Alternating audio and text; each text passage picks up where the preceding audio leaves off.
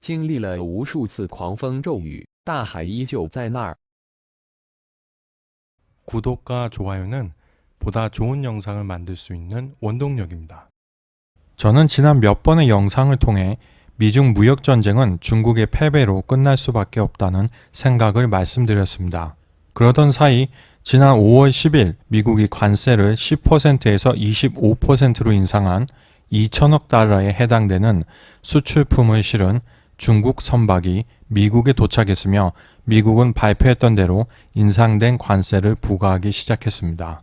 그리고 중국 역시 6월 1일부터 600억 달러에 달하는 미국산 수입품에 대한 보복 관세를 부과하기 시작했습니다. 제1, 2차 보복 관세 때는 즉각 맞대응을 했었지만 결국 실탄이 떨어진 3차 때는 20일이나 늦게 반격을 합니다. 하지만 중국 입장에서 가장 큰 문제는 미국은 아직도 관세를 부과할 수 있는 중국산 수입품이 3,250억 달러나 남아있다는 것입니다. 이는 양국의 무역 구조에서 파생되는 결과이기에 중국은 단시간 내 도저히 미국과 맞상대할 수 없는 상황에 처해 있습니다. 중국의 최고의 반격 카드 희토류는 별다른 위력을 발휘하지 못할 가능성이 매우 큽니다. 이름처럼 매장량이 그렇게 희소하지도 않고 미국이 그 부분에 대한 대비 없이 이 전쟁을 시작했을 것이라 생각한다면 그건 매우 순진한 생각입니다. 미국의 전략은 매우 치밀하고 효과적이기에 앞으로 중국은 제대로 된 반격 한번 못 해볼 가능성이 매우 높습니다. 미국과의 전쟁을 국난으로 규정하여 인민들의 애국심을 이용해 내부 단결을 유도하고 불만을 잠재우려고 해도 인간은 본래 스스로 가장 좋다고 생각하는 선택을 하는 이기적 유전자를 가진 존재들이기 때문입니다. 특히 중국의 젊은 세대들은 어렸을 때부터 미국 문화에 노출되어 성장했기 때문에 정치 선동을 하기가 더 어렵습니다. 중국 지도부들 역시 대중에게 하는 말과 본인들의 선택 사이에는 일정 부분 괴리감이 존재한다고 볼 수 있습니다. 그렇다면 한국에 대한 불매 운동은 왜 그렇게 쉽게 선동할 수 있었을까요? 중국 인민들은 어렸을 때부터 중화 사상의 바탕을 둔 교육을 받기 때문에 한국은 그들에게 단지 속국일 뿐입니다. 하지만 절대로 독일과 일본은 무시하지 못합니다. 역사적으로 아주 호되게 당한 경험이 있기 때문입니다. 우리는 침략자 일본의 만행을 잊지 않지만 중국은 오히려 자신들을 침략했다면 그 국가의 능력을 인정하는 경향이 있습니다. 주변에 중국인 지인이 있다면 영국과 독일에 대해서 어떤 생각을 가지고 있는지 한번 물어보시기 바랍니다. 요즘 중국 인터넷에서 한국에 대한 악플이 가장 많이 달리는 기사는 바로 축구 관련 기사입니다. 최근 판다컵에서도 우리는 3전승으로 우승을 하고 중국팀은 3전 전패를 했습니다. 우리는 지난 월드컵에서 독일을 2대 0으로 이겼습니다. 그리고 최근 U20 대회에서는 일본을 1대 0으로 이겼습니다. 하지만 중국은 애써 우리를 깎아내리고 있습니다. 자기들이 대단하다고 인정하는 독일과 일본을 속국이라고 생각하는 한국은 이기는데 자신들은 절대 이기지 못하니까 너무나 화가 나는 것입니다. 중국 입장에서는 한마디로 대국의 체면이 없어지는 겁니다. 초반에 이야기가 길어졌는데 이쯤에서 우리는 합리적 의심을 해봐야 합니다. 저는 여러분들에게 계속 중국이 미국한테 질 거라고 말하고 있는데 중국은 싸움을 포기할 생각이 전혀 없어 보입니다. 만약 지금까지 제가 한 말이 사실이라면 그리고 중국이 합리적인 사고를 한다고 가정한다면 미국과 빨리 협상을 마무리 짓고 지속해서 경제 발전을 해 나가야 하는데 현재 중국은 결사항전의 태세를 보이고 있습니다. 그럼 혹시 중국 지도부의 판단 능력이 여기서 유튜브 영상을 만들고 있는 저보다 못한 걸까요? 물론 저의 본업이 중국의 정치, 경제, 사회, 문화, 역사 등에 대해서 연구, 조사하는 일이기에 보통 사람들보다 중국에 대해서는 많이 아는 편입니다. 하지만 중국 공산당과 정부에는 저와 비교도 할 수 없을 정도로 똑똑한 사람들로 가득합니다. 저는 보통 일주일에 하루 정도 시간을 들여서 자료를 수집하고 대본을 쓰고 녹음 및 간단한 영상 편집을 해서 업로드합니다.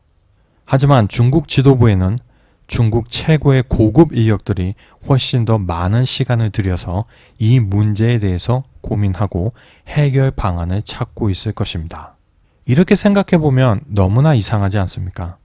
우리가 보기에는 해결 방안이 이미 명확하게 나와 있는데 대체 중국은 왜 그 선택을 하지 않고 있는 것일까요? 안녕하세요. 우리가 알고 싶은 세계입니다. 오늘은 중국이 미국에 굴복하지 않고 있는 이유에 대해서 이야기해 보겠습니다. 미국 영화 다크나이트는 배트맨과 그의 숙적 조커의 대결을 다루고 있습니다. 배트맨의 가장 강력한 적으로 조커가 꼽히는 것은 그의 사고방식이 일반적인 악당과는 매우 다르기 때문입니다. 보통 범죄자들의 최종 목표인 돈 같은 건 모두 태워버리고 범죄자와 일반 시민에게 서로의 배를 폭파시킬 수 있는 기폭장치를 주어 인간성에 대한 시험을 합니다. 지키고 싶은 것도 지켜야 하는 것도 없으며 파괴를 위해서는 자기 자신의 파괴조차 서슴지 않습니다. 그렇기 때문에 살인을 하지 않는 등 어느 정도 자신만의 규칙이 있는 배트맨으로서는 상대하기가 어려운 것입니다. 오해는 하지 말아 주십시오. 미국이 배트맨이고 중국이 조커 같은 악당이라는 뜻으로 이야기하는 것이 아닙니다. 제가 여러분께 드리고 싶은 메시지는 세상에는 우리의 일반적인 사고방식과는 다른 방식으로 세계를 바라보는 사람들과 또한 그들로 구성된 국가가 존재한다는 것입니다. 일반적인 국가에서 정부와 국민의 목표는 무엇입니까? 바로 부강하고 안전한 사회를 건설하는 것입니다. 그렇다면 중국이 부르짖고 있는 중국몽과 중화민족의 부흥은 과연 우리의 목표와 어떻게 다른 걸까요? 만약 현재 중국 지도부가 덩샤오핑의 유언에 따라 2050년까지 도광양회를 유지했더라면 5G, 반도체, 사물 인터넷 등 선진 기술 분야에서는 1등으로 못 올라선다고 해도 내수 경제가 워낙 크기에 30년 안에 GDP 기준으로 미국을 충분히 추월할 수 있었습니다. 하지만 시진핑 주석은 본인이 집권하고 있을 때 반드시 미국을 추월하고 마오쩌둥 주석과 같은 반열에 서고 싶은 것입니다. 이를 위해 본인의 사상을 당헌에 집어넣고 주석 연임을 위해 헌법까지 고치고 장기 집권에 들어간 것입니다. 이제 처음의 의문으로 돌아가 생각해 보겠습니다. 중국은 왜 미국에 굴복하지 않는가? 올해 3월 양회에서 외상투자법이 통과되면서 미중 무역협정 역시 잘 마무리될 것으로 보였는데 중국은 갑자기 협정을 뒤집어 버립니다. 물론 중앙정치국 위원인 유허 부총리의 협상을 뒤집을 수 있는 건 바로 시진핑 주석뿐입니다. 하지만 시진핑 주석의 마음을 변하게 만든 원인은 바로 중국 내 다른 정치 세력의 강력한 반대인 것으로 보여집니다. 흔히 중국은 공산당 일당 독재 구도라서 선거를 치러야 하는 민주주의 국가가 상대하기 어렵다고 말하는 자칭 중국 전문가들이 많은데 중국도 공산당 내부에서는 매우 치열한 권력 다툼을 하고 있습니다. 장쩌민 전 주석은 상하이방을 대표합니다. 호진타오 전 주석은 공산주의 청년단을 대표합니다. 그리고 시진핑 주석은 태자당을 대표하고 있습니다. 현재 중국에서는 이 세 개의 정치 세력이 가장 크다고 할 수 있습니다. 중국 최고의 권력층 중앙정치국 상무위원 7인을 보면 이와 같은 권력 구도가 유지되고 있음을 알 수 있습니다.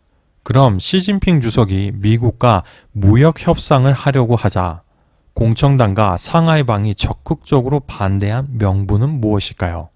중국에서 공산당은 모든 권력을 가지고 있는 최고 존엄이며 현재 시진핑 주석의 통치 아래 중국몽과 중화민족의 부흥을 내세워 엄격한 감시 체계를 만들어 사회를 관리하고 있는데 무역전쟁에서 미국의 요구를 수용하는 모습을 보여준다면 인민들이 공산당의 지도력에 대한 의구심을 가질 수 있게 되기 때문이라는 것입니다. 즉, 미국의 약한 모습으로 끌려다니면 체면에 손상이 간다는 것입니다. 하지만 저는 이것은 명분상 내세운 논리이고 그들의 진정한 목적은 두 가지로 볼 수 있다고 생각합니다. 첫째, 무역전쟁을 지속시켜 중국 경제가 타격을 받게 만들어 시진핑 주석의 지배체제를 흔들려는 것입니다.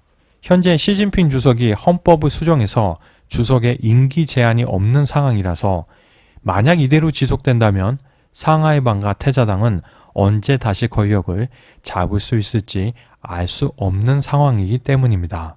둘째, 미국과의 협상으로 인해 국영기업에 지급되는 보조금이 끊기면 본인들이 국영기업을 통해 얻는 수익이 줄어들 수 있기 때문입니다.